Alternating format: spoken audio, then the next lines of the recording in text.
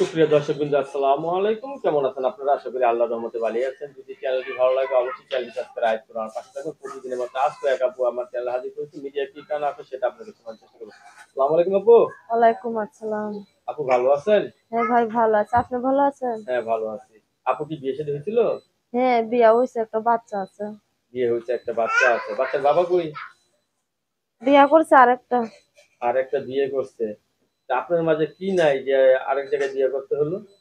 কেমনি করবো ভাই, তার যে মনে কি আছে তা আমি তো জানি না। আচ্ছা, কতদিন ধরে স্বামী ছাড়া? স্বামী ছাড়া হুম? 1 বছর। 1 বছর ধরে হুম। স্বামী ছাড়া। এখন বিয়ে শাদী বসবেন? বিয়া বসার তো ইচ্ছা আছে। অনেকের বউ মারা গেছে, বউ চলে গেছে, এরা কিন্তু বিয়ে করার জন্য দাঁড়িয়ে আছে। আপনি রাজি আছেন তো? হ্যাঁ রাজি আছে। আচ্ছা, আপনারা কয় ভাই বোন? এক ভাই এক বোন।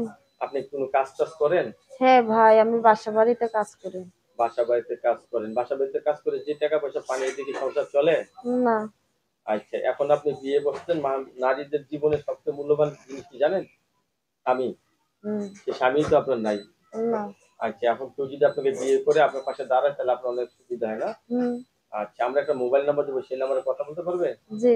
আচ্ছা, আপনার দর্শকদের উদ্দেশ্যে দিয়ে একটা কথা বলেন না। কি বলবো ভাই, কি? মনে করেন বাচ্চা লয় অনেক কষ্টের ভিতরে আছি। ছোট একটা বাবু আছে, বাবুর বয়স 8 মাস চলতেছে। 8 মাস বাবু, চলতেছে। হ্যাঁ 8 মাস চলতেছে, বাবু খায় তুলা। অনেক কষ্টই আছে বাবুটারে লইয়া ভাই।